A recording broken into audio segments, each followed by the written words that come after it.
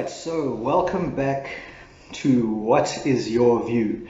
And let's get this right this time. My name is Vaughan, aka the Cyber Hitchhiker, and I am very happy to be with you guys again for what is hopefully the final lesson of the first 4 episodes that we hopefully will continue with and hopefully give you guys more useful life building, character building, and also heart changing information that you can use in your daily walk as a Christian, in able to explain your worldview and hopefully reach people through understanding who your Father is and how to communicate that to people through different avenues. And I just find in our youth today, there's a lot of young people that do not understand their Father fully. They do not understand his character. They do not understand what his viewpoint is on his own creation. And for me, that is very sad. So let's go through what we've discussed so far, and we will stick some YouTube links below.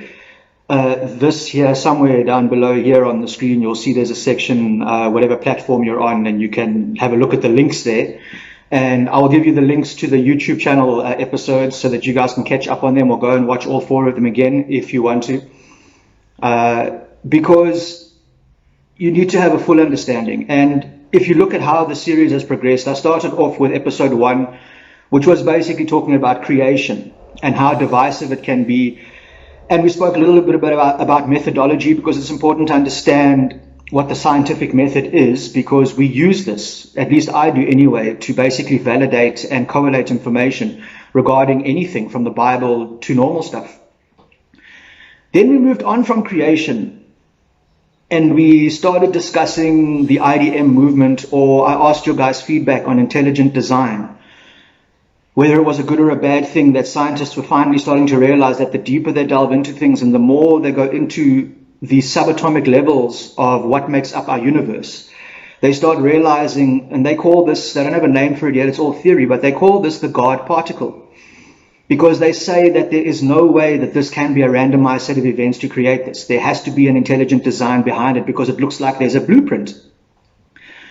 And I asked you guys whether this was a good or a bad thing, because does it point you to God, or does it point you to a God with a small g? And that is exactly the point that I'm on here, because the intelligent design movement goes against a lot of what the Bible says, although it does agree with what a lot of the Bible says as well. And we've got to be careful and know our facts in order to portray these things properly. Then last week, we moved on from creation, which was our foundation, then through to intelligent design, which was us discovering that God is our designer. And then we moved on to week number 3, which I basically started discussing or introducing you guys into what I'm going to be speaking about this week. And last week, we discussed episode 3, which was basically me talking to you guys about morality and about ethics. Which one comes first? Is morality and ethics important? What does the Bible say about morality or immorality, for that matter? And all of these have been leading up to this final episode, which I've entitled Celebrating Murder. And a few people that saw the title during the week were like, geez, Vaughan, okay, that's quite a hectic title. And it is a double barrel loaded title. Because if you understand where I've come from through creation, through intelligent design, through morality and ethics, we are leading to a point now where I'm going to be discussing modern day society. And that's why I entitled this specific episode Celebrating Murder. And you say, but Vaughan, how does modern society celebrate murder? Well, let's look at how far off we have gotten on the progressive subjective trail regarding morality and immorality and all the gray areas, and what we now as society just accept as normal. And we don't even bat an eyelid to it. We don't even really think about it. And I'm here to get you to start thinking. And hopefully, I will find out what your view is. So without me rambling on anymore, because I see I've been going on for about 5 minutes now already, let's get into this week's episode, which is entitled Celebrating Murder. And celebrating murder is something that I believe is a catchphrase for modern society. I mean, you know that we have come to the end of civilization as we know it, when we routinely call good evil and evil good. and celebrate and promote that which is wicked. And this is the thing, guys. In our modern day societies and cultures, it looks like the wicked is no longer wicked, because as a Christian, when you speak to a person who is completely non-Christian or has never opened a Bible or understands who God is, their sense of wickedness is up the pole, excuse my French, because it is crazy how people do not know what right and wrong is anymore. They create their own right and wrong standards subjectively through a moral framework that's basically born out of the ethical situation that you've grown up in, or your behavioral situation. And in South Africa, there's a lot of that. And we know for sure, and we can all say this, that when the mainstream media fully gets on board and starts promoting and pushing causes down your throat, then you know that things have spiraled out of control. And there is a massive problem with this. Because what most of us do is we just suck up what the media says, and we don't question it. We sort of just take it as holy or as scripture, let me put it that way. So let's consider this story that has been so cheerily portrayed in the media. And this is from about 1.5 years ago, and I use this story because it really can prove my point nicely. And this is the title of the article that I'm going to read to you guys. Choosing murder is a woman's right. I don't regret exercising mine. Now, this is a jarring paragraph from the main article. It's just a takeaway. You guys can go and look at the main article if you want, but this is basically how it goes. And this is what she said. The procedure itself was relatively painless. I pointed the gun, pulled the trigger, and that was it. When it was over, I was offered a cup of tea and a biscuit by my supporters, and then my mum took me home. 10 years later, I think about that murder with sadness, but not regret. I will never regret my decisions. I have done so many things and had so many opportunities because of that decision that I may not have been able to do if I had my husband or with my husband. I have run a business, I've lived on 4 continents, and I am studying a master's degree, and I intend to keep on studying. Okay, so I changed a few words in that paragraph just to prove a point. But let's have a look at what the actual article says, and let's read it word for word without me changing things in order to shock you. Reproductive choice is a woman's right. I don't regret exercising mine. And the actual quote is this. The procedure itself was relatively painless. I was given a short-acting anesthetic that kept me awake but unable to remember exactly what had happened. The last thing I remember is going into a surgical theatre-style room and wearing a special gown. When I woke up, I was offered a cup of tea and a biscuit. And then my mum took me home. 10 years later, I think about my abortion with sadness, but not regret. I will never regret my decision.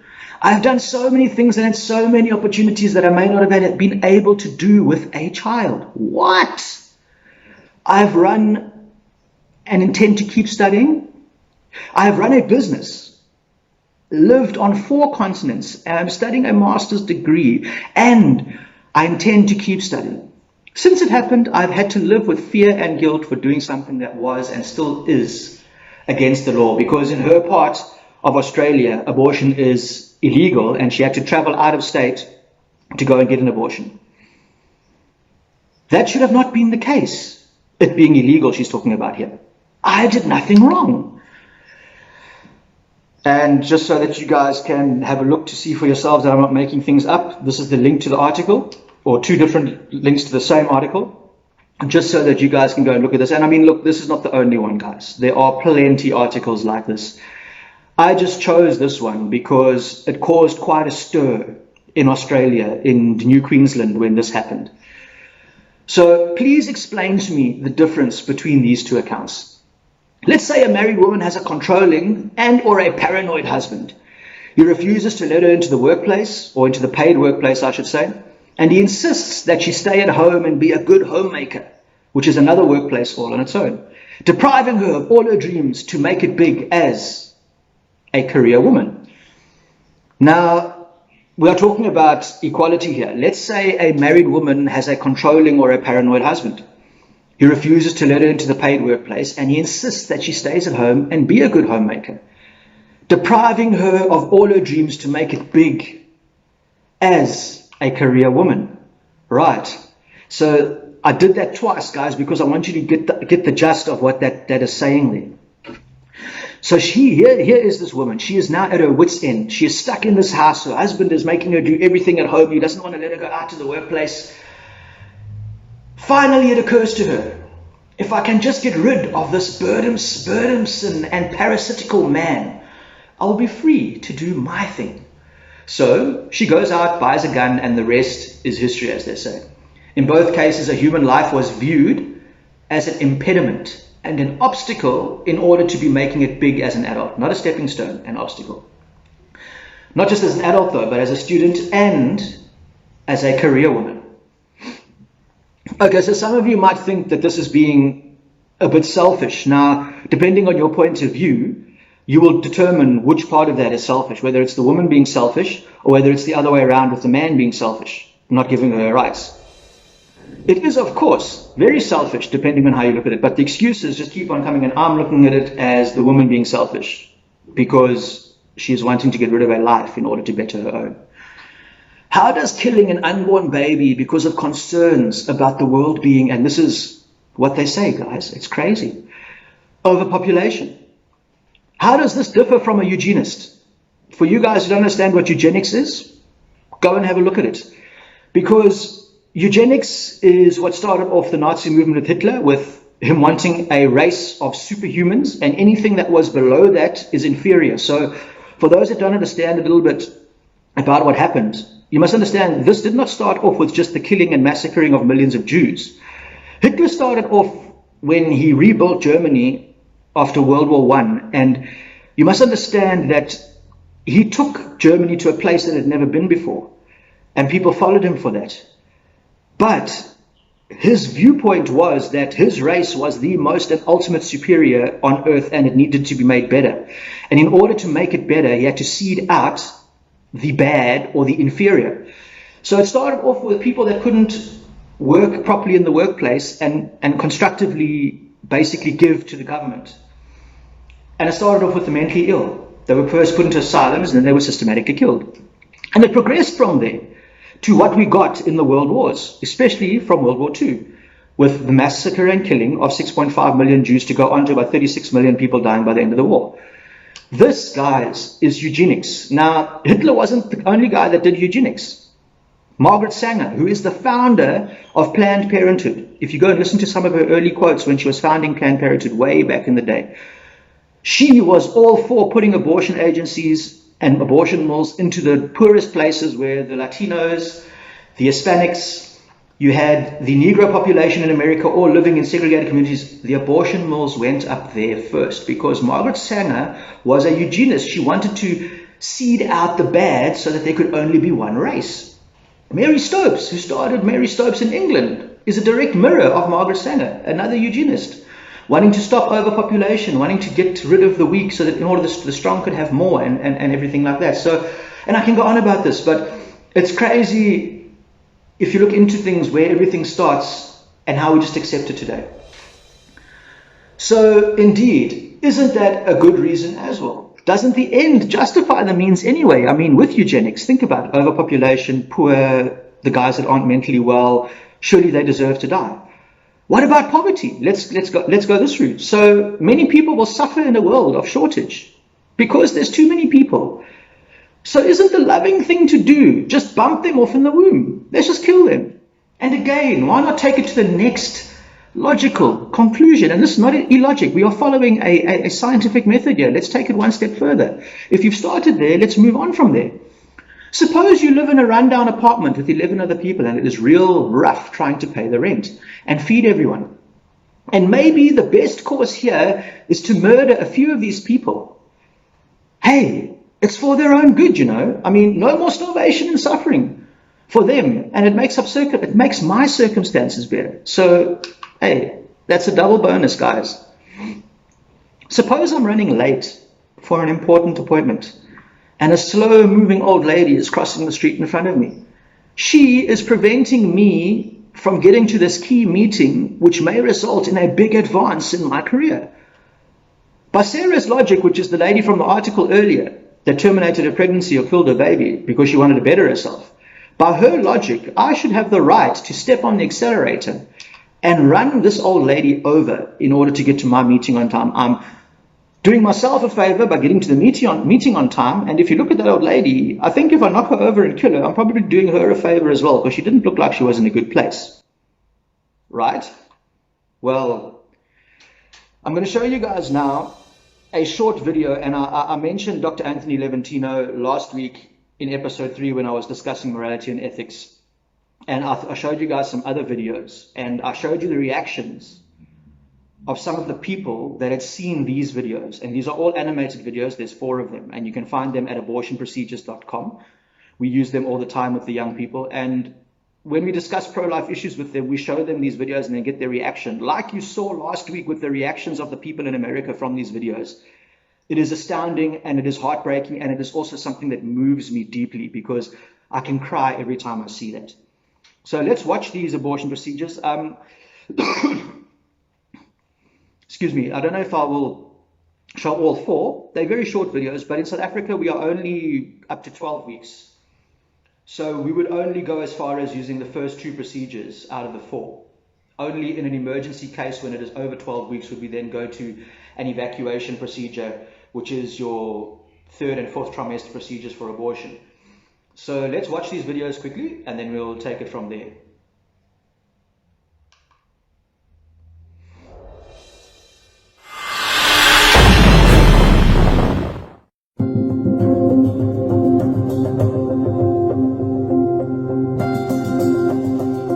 My name is Dr. Anthony Levantino. I'm a practicing obstetrician-gynecologist, and I performed over 1,200 abortions. Today I'm going to describe a first trimester medical abortion. This is a procedure in which the mother swallows pills in order to terminate her baby, and it is performed up to the 9th week of pregnancy. The procedure involves 2 steps. Step 1. At the abortion clinic or doctor's office, the woman takes pills which contain mifepristone, also called RU46. RU46 blocks the action of a hormone called progesterone. Progesterone is naturally produced in the mother's body to stabilize the lining of the uterus. When RU46 blocks progesterone, the lining of the mother's uterus breaks down, cutting off blood and nourishment to the baby, who then dies inside the mother's womb. It is important to note that even after it has been taken, it is possible to reverse the effects of RU46 and save the baby if progesterone is administered. The sooner, the better. Step 2. 24 to 48 hours after taking RU46, the woman takes misoprostol, also called Cytotec, that is administered either orally or vaginally. RU46 and misoprostol together cause severe cramping, contractions, and often heavy bleeding to force the dead baby out of the woman's uterus. The process can be very intense and painful, and the bleeding and contractions can last from a few hours to several days. While she could lose her baby anytime and anywhere during this process, the woman will often sit on a toilet as she prepares to expel the child, which she will then flush. She may even see her dead baby within the pregnancy sac. At 9 weeks, for example, the baby will be almost an inch long, and if she looks carefully, she might be able to count the fingers and toes. This is the most frequently performed abortion and is used typically from 5 to 13 weeks of pregnancy. After administering anesthesia, the abortionist uses a speculum like this. This is placed inside the vagina and opened using this screw on the side, allowing the abortionist to see the cervix, the entrance to the uterus. The cervix acts as a gate that stays closed for the duration of pregnancy, protecting the baby until it is ready for birth. The abortionist uses a series of metal rods called dilators, like these, which increase in thickness, and inserts them into the cervix to dilate it, gaining access to the inside of the uterus where the baby resides. The baby has a heartbeat, fingers, toes, arms, and legs, but its bones are still weak and fragile. The abortionist takes a suction catheter like this one. This is a 14 French suction catheter. It's clear plastic, about 9 inches long, and it has a hole through the center, and is inserted through the cervix into the uterus. The suction machine is then turned on with a force 10 to 20 times more powerful than your household vacuum cleaner. The baby is rapidly torn apart by the force of the suction and squeeze through this tubing down into the suction machine, followed by the placenta. Though the uterus is mostly emptied at this point, one of the risks of a suction D&C is incomplete abortion, essentially pieces of the baby or placenta left behind. This can lead to infection or bleeding. In an attempt to prevent this, the abortionist uses a curette to scrape the lining of the uterus. The curette is basically a long-handled curved blade. Once the uterus is empty, the speculum is removed and the abortion is complete. Right, so let's just get back after watching these videos onto the article about Sarah going and having to leave her county in order to go and have an abortion because she had the baby at the wrong time. It was unplanned. She had to get rid of it in order for her to be able to study and progress and have a beautiful and fruitful life. Now, my question is this, and what is your view on this? I mean, is she right in what she was thinking or how she was thinking? And is it her fault for thinking that way if she grew up in a society that accepts it? Let's sort this out. Where was the choice for the unborn baby? How did he or she benefit? Let me get one thing straight, guys. This was about one thing and one thing only. Your own selfish choice to make it big in the world, to travel, to study, to get a nifty job.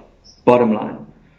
While those may all be good things in themselves, and this is what plagues the world today, everyone standing on everyone else in order to get somewhere, and they do this and say it's equal rights or equality in rights. When is it equal when you're standing on someone else's rights in order to better your own or make yourself more comfortable? Think about that. While these all might be good things in themselves, since when do we ever justify them by murdering someone else? Now, Scott Klusendorf is an American pro-life activist, and you can read his bio on the screen, and this is one of his quotes about the pro-choice versus pro-life argument, and I like this. He says, "I am vigorously pro-choice when it comes to women choosing a number of moral goods. I support a woman's right to choose her own doctor, to choose her own school, to choose her own husband, and choose her own career, to name just a few. But some choices are wrong, like intentionally killing innocent human beings simply because they are in the way and cannot defend themselves. We should not be pro-choice about that at all, ever, guys. It is something that grieves me, that people think that this is just okay. And people in the church, and our young people in the church, think that all of these things are okay. Here we have a seemingly intelligent and progressive young woman celebrating the fact that she is really making it big because she was willing to kill her very own baby to achieve it. But the answer is surely never to kill the baby. Adoption, guys, is always an option. I mean, I'm an adopted child.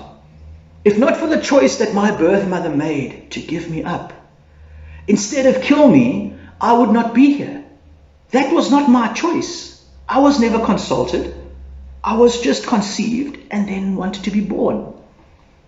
Indeed, there are far more families wanting to adopt babies than there are babies available. My mother looked for a child for 7 years, starting before I was born, with the adoption process, before I finally came along and she chose me, or as she told me, God gave her to me, or to her, from her point of view. So just because the mother does not want the baby does not mean it is unwanted by everyone else. Many would desperately love to be able to raise, nurture, and care for a baby. Myself, the one thing that I want more than anything in this life is to have a family, have a wife, have a mother, and have children. A mother to my children. I've already got them all. But unfortunately, in the way our young people have grown up in society today, it seems that selfishness reigns supreme in all areas, guys. We're not just talking about abortion here. It seems that it reigns supreme everywhere. And just as bad, mainstream media is happily running these stories and making Sarah out to be some sort of Mother Teresa. She's a martyr because she's being looked at and pointed at and ridiculed because of her choices. Well, what about the baby's choice? Just like the mothers that were sleeping outside of Addington Hospital a year or so ago on the street because no doctor was willing to do the abortion procedures or kill the babies for them in Addington. They couldn't find a nurse or a doctor who was pro-abortion. The media made it out to be, especially the way they showed the photos of these poor mothers lying on the street, pregnant, not being able to kill their babies. I mean, they said they were being withheld basic medical care. None of these mothers were sick. They were pregnant, guys. Let's get this straight right here and right now. They were not sick. They did not need a doctor. They were pregnant, and they wanted to cure their babies. What about the human rights of the child, not just the mother?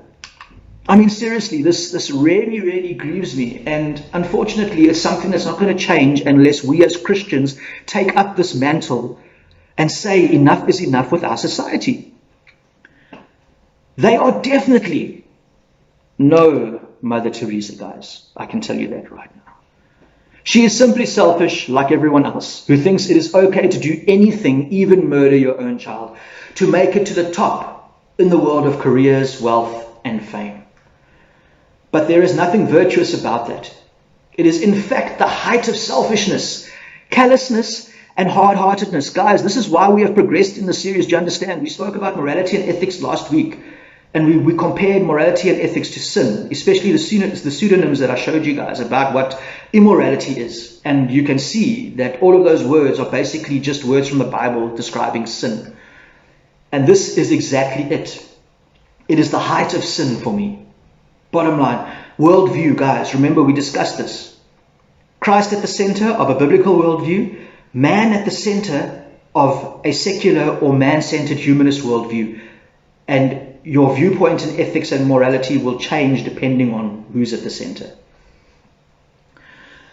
Now, who do you blame, this is my thing, for her point of view or for the youth of our country supposedly, because South Africa has been pro-abortion since 1997 when the Termination of Pregnancy Act came into effect. And since then, we have killed on average 260,000 babies a year leading up until 2020. So you do the math. 23 years times 260,000. You can understand that's just in South Africa. Now, I was on Bush Radio and I was part of a panel discussion. For those guys who don't know Bush Radio, it's one of the longest running community radio stations, if not the oldest, I think. It is, yes. And it's based in Cape Town. And I had the honor. When I first went on, I didn't think it was an honor because of what went on there. But I was on Bush Radio and I was part of a panel discussion for about an hour. The panel included the Department of Education, the Department of Social Development, 2 doctors, Regional Director of Mary Stopes Western Cape, SA Media representatives, and then there was little old me from the student pro-life movement asked to join in on this conversation.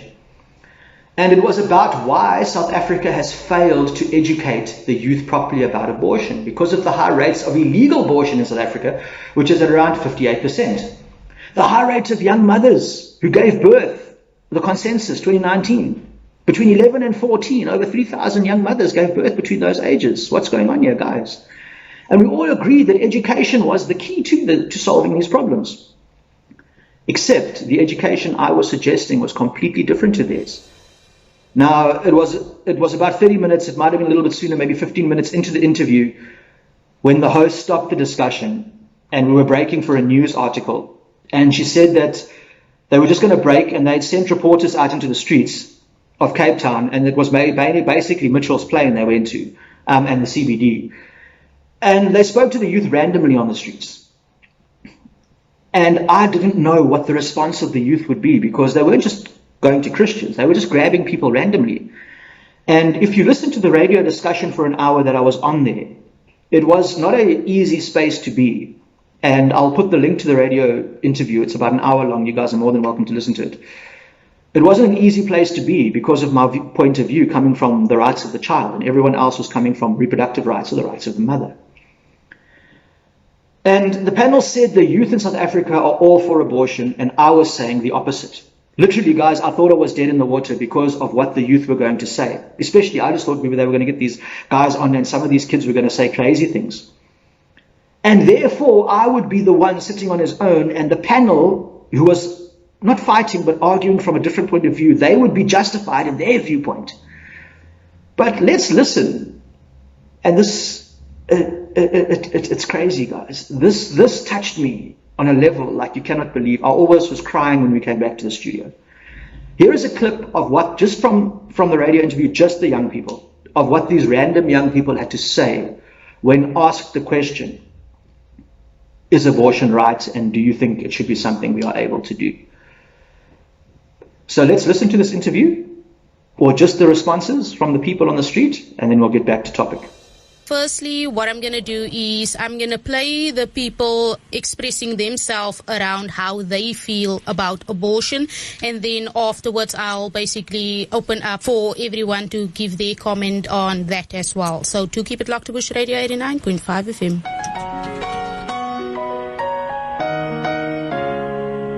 I think abortion is basically like you taking someone else's life, because as soon as the baby is conceived, the baby starts growing, so eventually you're killing someone's life. And I don't think I would consider it myself, because if you look at it, they could have been growing up, becoming a doctor or becoming a lawyer or something, and now you're taking that opportunity away from them. Personally, I think it depends on the person as well, because like even though the law also makes like provision for a lot of people, so for instance, like they don't have the needs to care for the child, so then they would go for abortion. So I think it's based on someone's personal opinion, but my personal opinion, it is you would be taking someone else's life. Sommige mense voel net dit was onbeplande seks wat hulle gehad het en benodig dit om abortus te doen, because miskien weet hulle nie wie die pa is van die kind nie en hulle kan miskien nie 'n kind opbring nie, maar hulle dink aan die gedagte dat hulle die kind kan vir iemand anders gee, die kind kan iets groots bekom in die wêreld, maar abortus is eintlik 'n sonde, want is iemand se lewe wat jy vat, en tweedens om abortus te doen is net nie reg in die oë wat soos volgens die Bybel dit beskryf, want dit is iemand se lewe wat jy van hom af wegvat. I don't support it. I think it's wrong to take a life. God put that life there, so you take it away. You don't have that right. In terms of health, I did life sciences at school. You know, some people say it's a cell, and no, it's okay to take it out when it's still a cell during the early stages of pregnancy, but I just see it as a life. I don't necessarily believe in it, but when it comes to cases like rape and unplanned, then I would deem it as acceptable. My opinion on abortion would be, for starters, I would say obviously I don't back it, in the sense of that obviously it is killing off an innocent child. And just to think of as an example, imagine that all the leaders that has done positive in the international environment, imagine when they were conceived and their parents decided that they want to abort them, then what would have happened of that great leader? So in my opinion is that each and every person is obviously born with a gift, a talent, and a very strong potential. So I would say then that if that child is then aborted, then that potential is lost. So with that said, I would like to be aborted if I was in that case? Obviously that would be a no. So I would take it as this. I was in that place, would I want to do it to the next person, child of that? So that would obviously be a no. So that's just my take on abortion. I-abortion ayikho right ngoba uphakathi kokuphila nokusweleka, and futhi ayikho right for abantwana abancinci bakhuphe izusu. Kufanele umntana amgcine umntana wakhe, ungakhuphi isusu ngoba ungasweleka kanye izinkokheli zangomso eziwena uzibulalayo. Kufanele sakhe isizwe sethu sizogcwala ngabantu. It's something that is wrong in our country. We not allow that thing, you know, that because that's why there are doctors, there are professional people who can help people. There are institutions, kind of girls what can go and deliver their babies. So in the eyes of God also, you know, I think it's a wrong thing that abortion should be allowed in any country. Into yoba umuntu akhuphe isusu ayikho right ngoba ngoku sekukho usasa for umuntu asupporte umntana wakhe, nezinto zabantwana zicheap ngoku ayikho right uba umuntu akhuphe isusu afake umntana edrainini, kodwa abanye abantu abakwazi bafumana abanye abantwana bafuna abantwana. Ek dink abortus is moord. Ek sal dit nooit doen nie, want my dogter was 15 jaar oud toe sy swanger word met haar eerste babatjie. Ja, dit was nie 'n opsie vir my gewees vir abortus nie. Ek het die kind groot gemaak. Hy word volgende donderdag word hy 4 jaar oud en ek dink dit is 'n joy om 'n babatjie in huis te hê. So moenie gaan vir abortus nie, mammies. Daar is ander opsies. Gee jou kind vir iemand wat nie bevoorreg is om 'n babatjie te kan kry nie. Gee hom vir aanneming of iets soos dit, maar moenie gaan vir abortus nie, want dit is moord en eendag gaan jy by die Here antwoord gee vir dit wat jy gedoen het. Dit is moord. Maar daar's baie keer baie ander omstandighede. Soos iemand wat verkragt word en daai persoon is na die verkrachting swanger, dan ek dit is haar eie besluit of sy daai kind wil hê. Ek dink dan sal ek nie vir haar judge oor abortus nie, because sy het mos nie daarvoor gevra nie. Sien jy? Maar ek dink, want dit is 'n gift wat die Here vir jou gee. Daar's so baie wat die 'n babatjie kan kry nie. Ek weet van 'n vrou wat vreeslik gehuil het toe ek vir haar vra nou kom huil jy te sê sy, want ek kan nie 'n baba kry nie, maar ek kry dan nou 'n vrou en sy het 'n babatjie en die babie is skaal. Nou hoekom is die Here aan so onregverdig? So ek dink 'n jong meisie moet goeie besluite maak voordat sy seks met 'n man het. Sy moet beskerm, sy moet voel sy is haar eie ek, sy moet proud oor haarself wees en sy moet kliniek toe gaan en voorbehoedmiddels gebruik sodat sy nie kan swanger raak nie. Maar ek dink deesdae se kinders wil net kinders hê. Ek dink dis moord, maar in sommige gevalle kan dames dit nie daarvoor help nie, van hulle dink hulle kan nie die kinders support nie, of die ouers dink as jy 'n beter toekoms vir hulle vorentoe nie. Maar ek dink kinders of ouers moet meer inligting hou van en navraag doen by die klinieke of hospitaal of ergens. Maar ek dink abortion is moord. Totally haram. Islam doesn't permit us to do anything like that. And I'll actually call it murder, because it's a human being that you're murdering. Whether it's a child or an unborn child, the abortion is totally haram.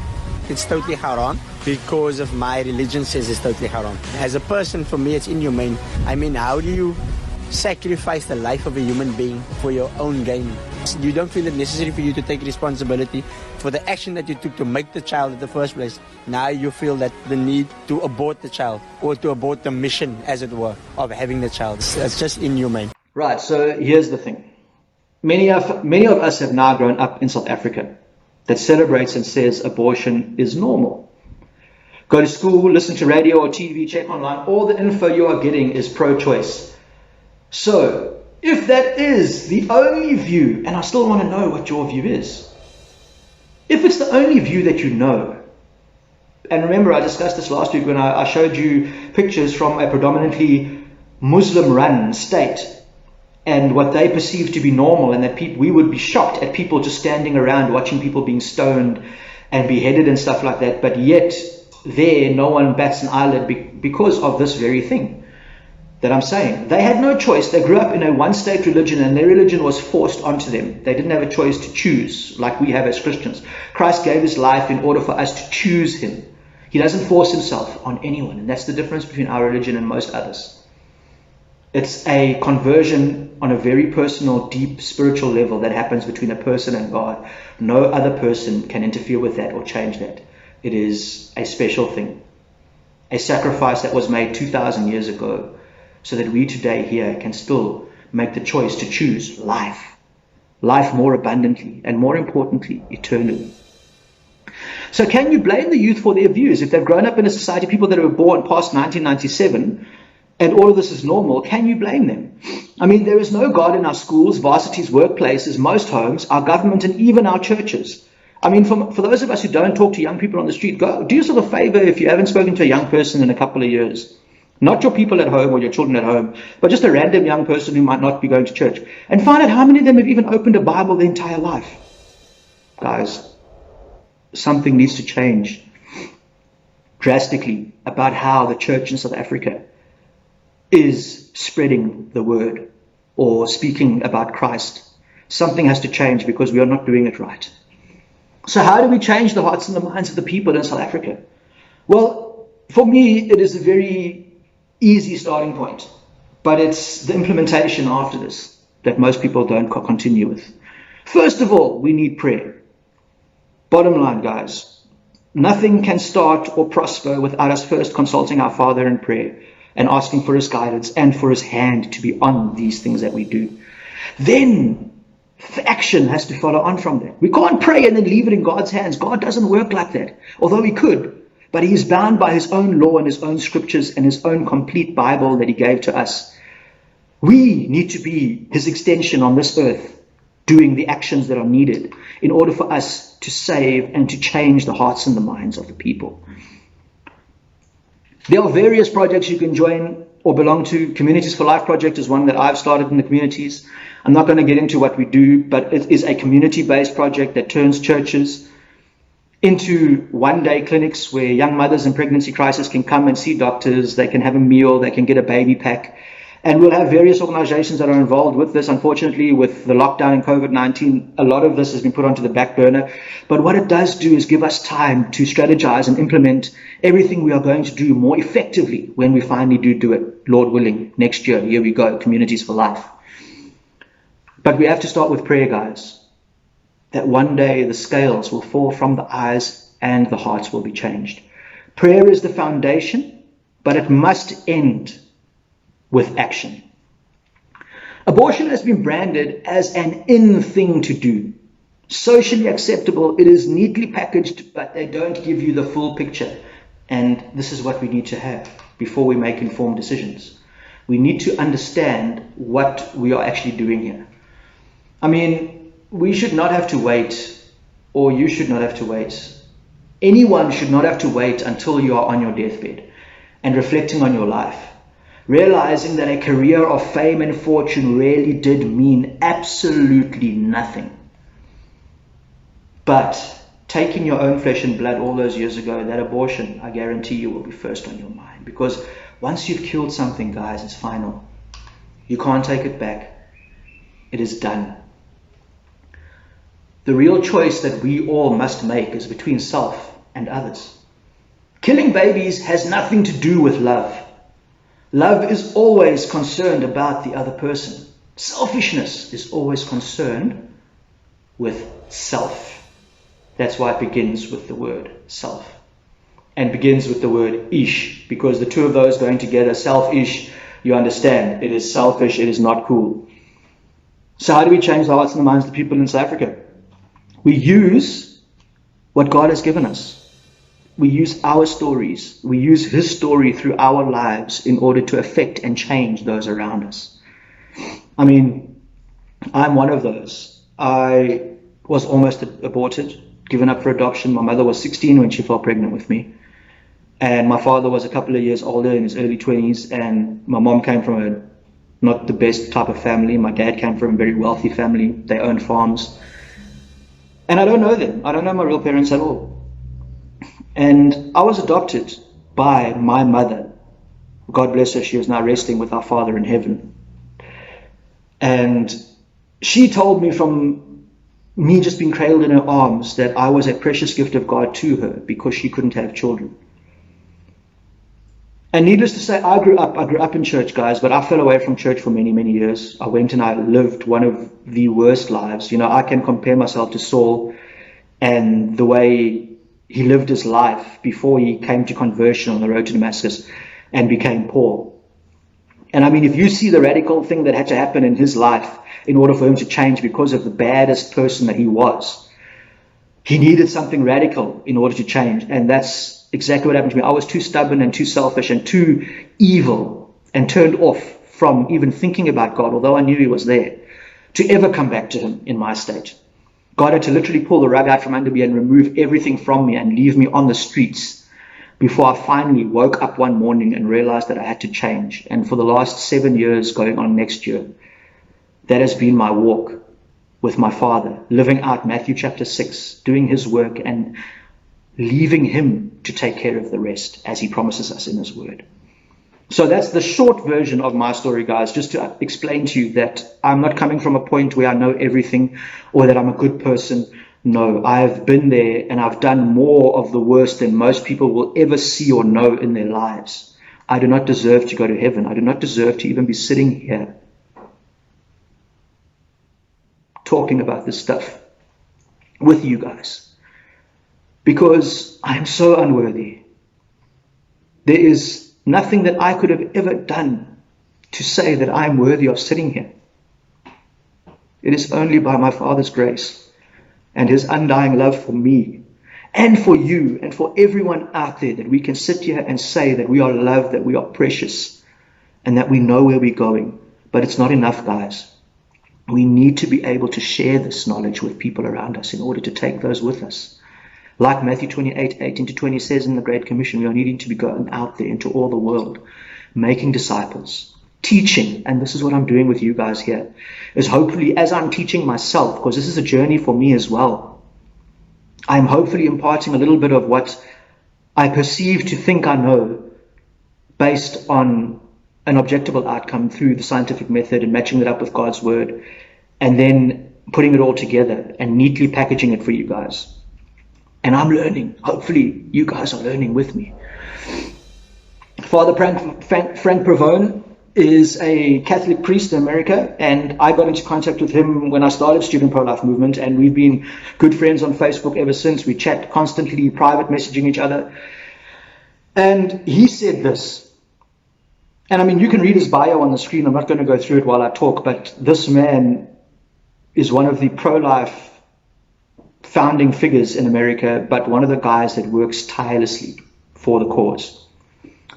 Love says, I sacrifice myself for the good of the other person. Abortion says, I sacrifice the other person for the good of myself. I mean, we don't have to say anything more than that, guys. Now, to end off with, I want to show you guys a short video that shows you, firstly, it is the truth. And most people don't get to see this, including our young mothers. This is why I show this video. Secondly, it gives you a window into the womb to witness firsthand what we call the miracle of life. And then after that, I'm going to share a poem with you guys. So let's watch this movie, or this short clip. The CGI is amazing, but it really shows you what life is from the moment of fertilization to natural birth. So let's just watch this video quickly.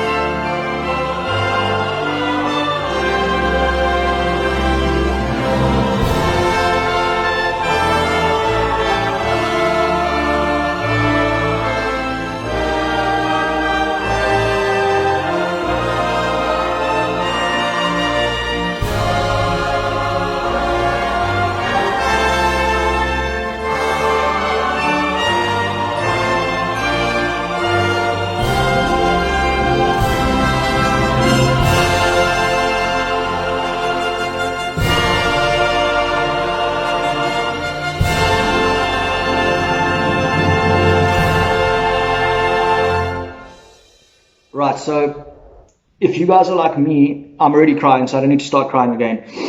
I get deeply touched when I see stuff like that. I mean, to be able to watch that and still say that that's a clump of cells or it's not a human being and that you should just be able to kill it. I don't know, if you can still do that after that, then I pray that you get converted, not to pro-life, that you become a Christian, because you cannot be a Christian and not be affected by that and understand fully that you are now committing murder if you choose to have an abortion. So here's a poem. I will get into who wrote this poem afterwards because it's quite a shocker, because it's something that you don't see very often from these types of people. When I say types of people, I'm talking about bad, I'm talking about media people. They tend to either be pro-choice, pro-abortion, or keep quiet. So let's listen to this poem, and I'll try and get through reading this without crying. Somewhere at some time, they committed themselves to me. And so I was. Small, but I was. Tiny in shape. Lusting to live. I hung in my pulsing cave. Soon they knew of me. My mother, my father. I had no say in my being. I lived on trust and I lived on love. Though I couldn't think, each part of me was saying a silent, wait for me, I will bring you love. I was taken, blind, naked, defenseless, by the hand of the one whose good name was graven on a brass plate in Winnipole Street, that's in London, and dropped on the sterile floor of a foot-operated plastic waste bucket. There was no Queen's Counsel to take my grief. The cot that I might have warmed stood in Harrod's shop window. When my passing was told, my father smiled. No grief filled my empty space.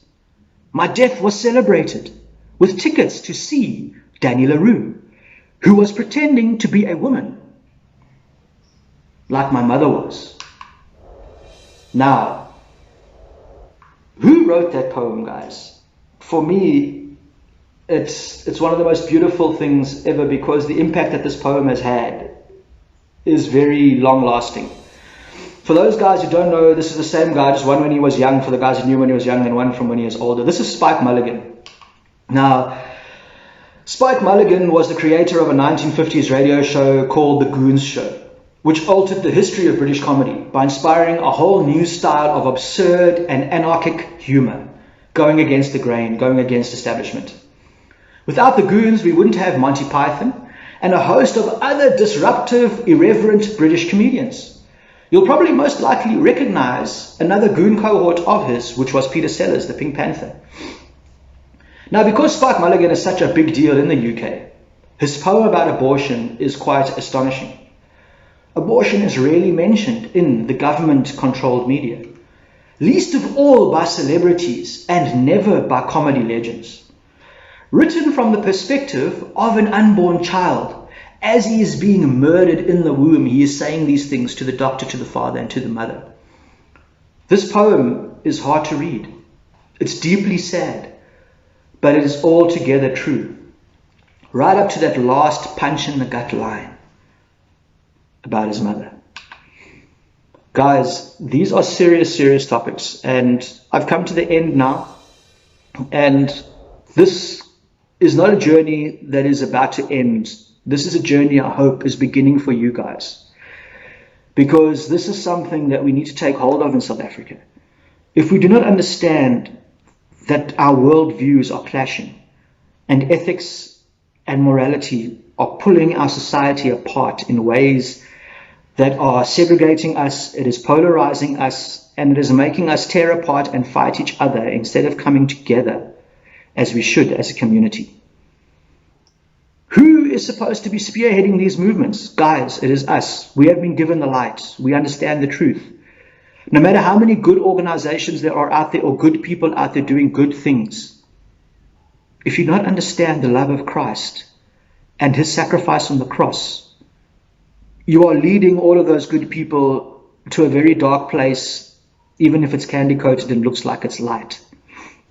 It is up to us, but we have to understand the heart and the minds of the people. And in order to do that, we need to understand the heart and the mind of our own Father, our Father in heaven. And in order to do that, we need to understand what his view is. And the only way we do that is through studying his word, speaking to people who understand apologetics, speaking to people who understand science, and not worldly science, but actual science that is done with God at the center, which shows us everything, and everything starts coming together perfectly. God is the missing piece, people. He is supposed to be the center of all. Instead, now we've got this black hole that we call man as the center. And this is what is tearing apart our fabric of society. We as Christians, we need to take ownership of these things. So guys, as always, I'm going to ask you guys for any comments, for any criticisms, anything that you think I might be wrong on, please. I'm not going to ask you to come up against me, because that's not what I believe in. Let's sit and chat and discuss if you have a problem with what I'm saying. And let's see if we can't come to an understanding. I love chatting. So with that, we're going to end. And hopefully we will continue this series. And there will be more to come in the future. But I hope you guys have enjoyed this journey in these 4 episodes that I've tried to cram so much information into. From our foundation in creation, to understanding that God is our intelligent designer. And through that, understanding what our morality and ethics is regarding worldviews and our society. And then understanding how off society is through our last episode called Celebrating Murder, and realizing how much work we as Christians actually have to do. The harvest is ripe, but the workers are few. So I pray that I've stoked a fire. And for those guys that are going to be tuning into 2FC Cares for their Sunday messages, I'll be on, I don't think this Sunday, but the week after. And my message will follow on, not directly, but its tone is very much to do with what we've been speaking about, or just taking it further in a very different way. So I've been speaking about in these 4 episodes, I've entitled these episodes, What is Your View? So I think I'll be preaching on the November the 8th, Sunday the 8th of November. Tune in for a sermon not to be missed on current situations in South Africa. And I've called the sermon, Whose Right Is It Anyway? And as always, guys, I want to know what your view is. So guys, from Vaughan, aka the Cyber Hitchhiker, it's been an absolute pleasure sharing my heart with you. I pray that the Lord is working in your life, and for those that are not saved, choose life. Choose your Father who sacrificed everything for you, that you may one day join him for eternity in heaven and have fellowship with him. Guys, thank you very much again. We'll see you guys all soon. God bless and good night.